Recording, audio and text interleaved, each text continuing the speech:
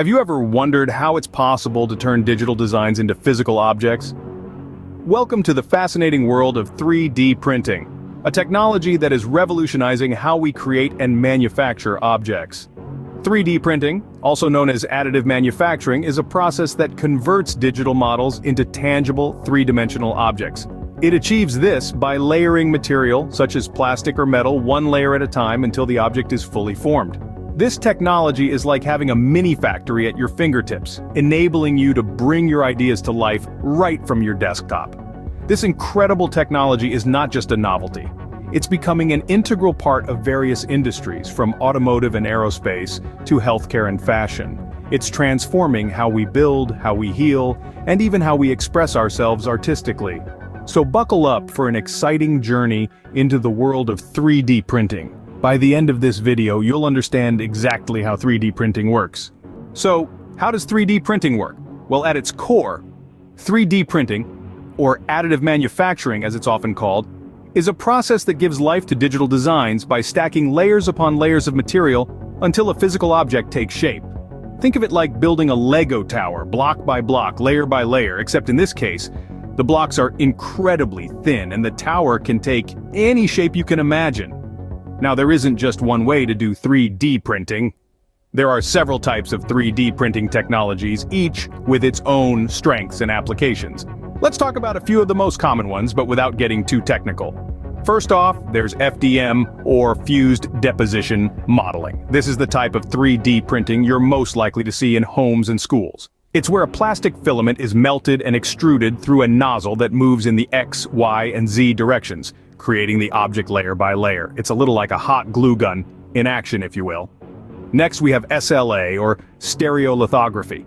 This method uses a vat of liquid resin that's cured layer by layer with an ultraviolet laser. Picture a tiny pool of magic goo that solidifies wherever a laser beam hits it. SLA can create objects with incredibly fine details, which makes it a favorite for applications like jewelry and dental models. Lastly, we have SLS, or selective laser sintering. This method uses a laser to fuse powdered materials like nylon or metals layer by layer. It's kind of like baking a cake out of powdered sugar, except the oven is a highly focused laser and the cake can be a fully functional mechanical part. These are just a few examples. And each technology has its own unique capabilities and advantages. The choice of which to use depends on what you're trying to create, the materials you want to use, and the level of detail you need. Now that we've covered the basics, let's delve deeper into the process. The process of 3D printing might seem complicated, but it can be broken down into simple steps. So, let's dive into the fascinating world of 3D printing. It's a four-step journey that begins with designing a 3D model and ends with a tangible object in your hands.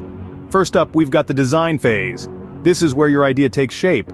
Quite literally, you could use a 3D scanner to capture the dimensions of an existing object, or you could flex your creative muscles and design something from scratch using 3D designing software. There's a variety out there, from beginner-friendly programs like Tinkercad to more advanced ones like Blender. The end product of this phase is a digital 3D model saved in a file format that a 3D printer can understand, usually STL or OBJ. Next, we move on to preparing the 3D printer. This is where you'll set up your 3D printer and prepare it for the print job. You'll load the 3D model into a special software called a slicer, which, as the name suggests, slices the model into thin layers. The slicer then converts these layers into a series of instructions, a script if you will, in a language the 3D printer can understand. This script tells the printer exactly where to deposit material layer by layer to build your object. Speaking of material, 3D printers use a variety of them. The most common ones are plastics like PLA, polylactic acid, and ABS, acrylonitrile butadiene styrene. PLA is biodegradable, easy to work with, and great for beginners. ABS, on the other hand, is tougher and more heat-resistant, but it can be a bit tricky to print with.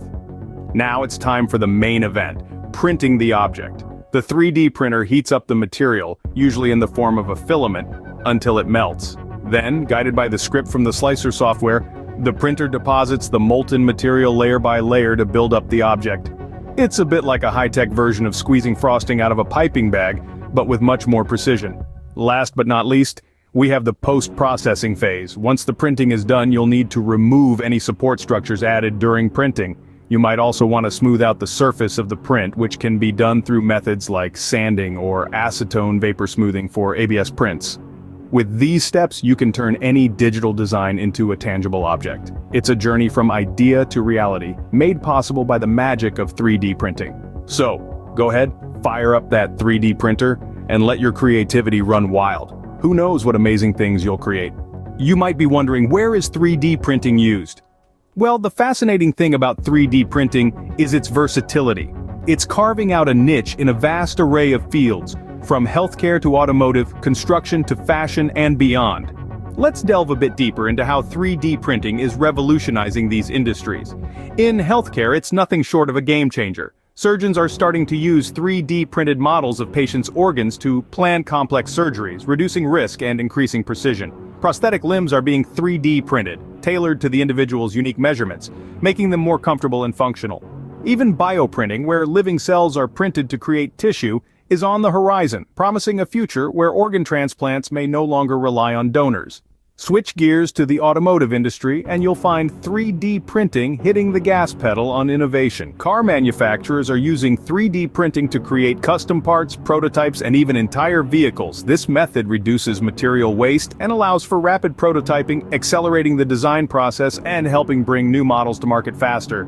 Enter the construction industry, and you'll see 3D printing making concrete changes.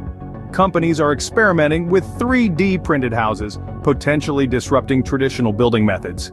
These houses can be printed in a fraction of the time it would take to build them conventionally, potentially making housing more affordable and accessible. Finally, let's strut over to the fashion world. Designers are turning to 3D printing to create intricate avant-garde pieces that would be nearly impossible to fabricate by hand. This technology allows for unparalleled creativity in design, enabling designers to push the boundaries of what's possible in fashion. So, whether it's crafting a new prosthetic limb, speeding up the production of a car part, building an affordable home, or designing a runway-ready garment, 3D printing is at the forefront, shaping the future of these industries and many more. As you can see, the applications of 3D printing are vast and exciting.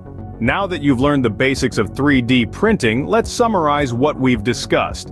We started off by introducing you to 3D printing, a revolutionary technology that has changed the way we design and manufacture objects. From simple trinkets to complex structures, 3D printing has opened up a world where the only limit is your imagination. We delved into the basics, explaining how this technology works. We learned about the raw materials or filaments used in the process and how they're melted and deposited layer by layer to create the final product. This additive manufacturing process is what sets 3D printing apart from traditional manufacturing methods. Next, we walked you through the step-by-step process of 3D printing. You now understand how to create a digital model using 3D modeling software, how to slice this model into layers that the printer can understand, and finally, how to set your printer to work, creating your object layer by painstaking layer. We also explored the various applications of 3D printing. From prototyping in industries to creating personalized objects at home, 3D printing has a wide range of uses. We even touched on how this technology is being used in fields as diverse as medicine, architecture, and fashion. But remember, this is just the tip of the iceberg.